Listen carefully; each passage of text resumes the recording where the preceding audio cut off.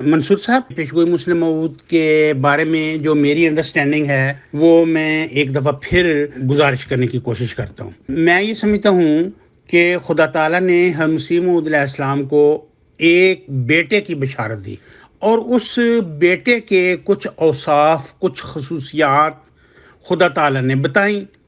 مثلاً ایک کہ وہ وجیح ہوگا۔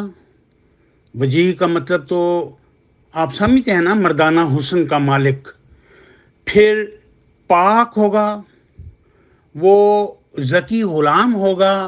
یہ بھی ذکی غلام بھی ایک صفت ہے، ایڈجیکٹو ہے۔ یہ وجیح بھی ایڈجیکٹو ہے، پاک بھی ایڈجیکٹو ہے۔ پھر خوبصورت کہا، پھر کہا کہ اس کی مقدس روح ہوگی، وہ رجس سے پاک ہوگا، نور اللہ ہوگا، صاحب شکو اور عظمت اور دولت ہوگا، سخت ذہین و فہیم ہوگا، وہ حلیم ہوگا، علوم ظاہری و باطنی سے پر ہوگا، وغیرہ وغیرہ وغیرہ۔ ٹھیک ہے، یہ حضرت مسیح موعود علیہ السلام کو ایک بیٹے کی پیدائش کی خبر ملی، اور آپ نے اسے 20 فروری 1886 کے اشتہار میں شائع کر دیا۔ اس کے بعد ایک بیٹا پیدا ہوا۔ لا محالہ انسان کا دھیان اسی طرف جاتا ہے کہ جو بیٹا مجھے خدا تعالیٰ نے دینے کا وعدہ کیا تھا، یہ صفات اسی بیٹے کے اندر ہوں گی۔ چنانچہ حضرت مسیح موعود علیہ السلام کا کسی قدر گمان اس طرف گیا کہ یہ بچہ مسلم موعود ہے۔ وہ بیٹا وفات پا گیا۔ اب جس وقت وہ وفات پا گیا ہے تو اس میں تو کوئی شک و شبہ کی گنجائش ہی نہ رہی کہ یہ بیٹا مسلم موعود نہیں تھا، کیونکہ مسلم موعود نے لمبی عمر پانے والا ہونا تھا، اور اس کے اندر وہ ساری خصوصیات کا اظہار ہونا تھا۔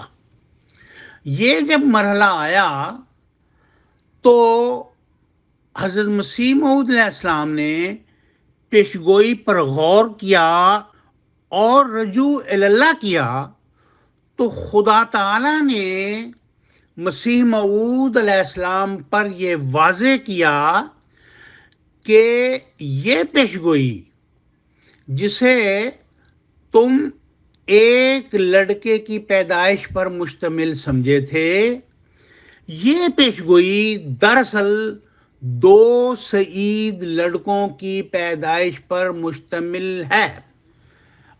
اب ایک بیٹا تو پیدا ہوا جس کا نام تم نے بشیر رکھا، وہ فوت ہو گیا، تو اب جو دوسرا بیٹا تمہیں دیا جائے گا وہ اسی بشیر کا مثیل ہوگا۔ تو مثیل کا مطلب یہ ہے، بلکہ اسے بشیر ثانی کہا ہم مسیح موعود علیہ السلام نے۔ تو جو خدا تعالیٰ نے مسیح موعود علیہ السلام کو ریپلیسمنٹ دینی تھی، اس میں کو خدا تعالیٰ نے خدا نخواستہ کھوٹ نہیں ملا دینا تھا۔ جیسے کا جیسا پہلے تھا ویسے کا ویسا اس نے دوسرا عطا کرنا تھا، بشیر ثانی۔ اس بشیر ثانی کے اندر یہی تمام صفات جو میں نے آپ کو گنوائی ہیں، اور آخر میں وغیرہ وغیرہ کہا ہے کیونکہ اس کے علاوہ ہی بہت سی ہیں، وہ سب اس بشیر ثانی کے اندر مسیح موعود علیہ السلام کے جسمانی بیٹے کے اندر ہونا ضروری تھی۔ مثال کے طور پر اس نے وجیح ہونا تھا، پاک ہونا تھا، ذکی غلام ہونا تھا، خوبصورت مقدس روح اس کے اندر ہونی تھی، اس نے رجس سے پاک ہونا تھا، نور اللہ ہونا تھا، صاحب شکو اور عظمت اور دولت ہونا تھا، سخت ذہین و فہیم ہونا تھا، علوم ظاہری و باطنی سے پر، دل کا حلیم ہونا تھا، وغیرہ وغیرہ علی ھذا القیاس۔ تو یہ ہے مفہوم اس پیشگوئی کا کہ جس بیٹے کی بشارت دی گئی حضرت مسیح موعود علیہ السلام کو، اس بیٹے کے فوت ہو جانے تک یہی سمجھا گیا کہ یہ پیشگوئی ایک جسمانی بیٹے کی پیدائش پر مشتمل ہے۔ اس کے وفات پا جانے پر یہ ریویل ہوا کہ یہ پیشگوئی حضرت مسیح موعود علیہ السلام کے 2 جسمانی بیٹوں کے پیدا ہونے پر مشتمل ہے۔ تو جناب، چاہے وجیح ہو، چاہے حلیم ہو، چاہے ذکی غلام ہو، یہ سب ایڈجیکٹیوز ہیں جو مسیح موعود کے اس جسمانی بیٹے کے اندر پیدا ہونے ضروری ہیں۔ قرآن کریم نے اور خدا تعالیٰ نے جو تعلیم دی ہے وہ یہی ہے کہ جب تم نے کوئی بات سمجھنی ہو تو جس علم سے متعلق وہ بات ہو اس علم کے ماہر کے پاس جا کر اپنا عقدہ حل کرواؤ۔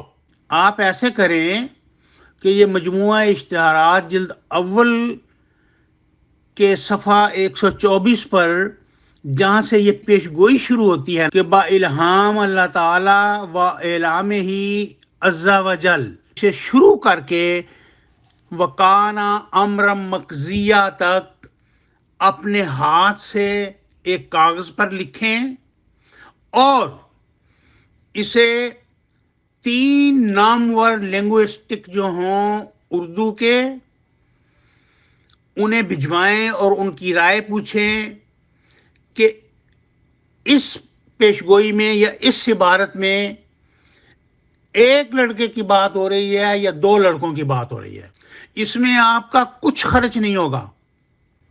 آپ کو تو چاہیے 5 یونیورسٹیوں کو لکھ دیں جو ان کے شعبہ اردو کے جو صدر ہوں کہ جناب یہ پڑھ کے بتائیں، ہماری رہنمائی کریں کہ اس میں 1 بندہ ہے یا 2 ہیں۔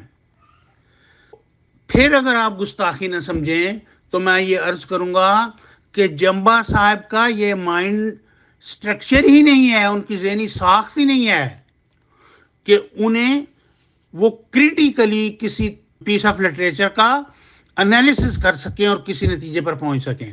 جزاک اللہ۔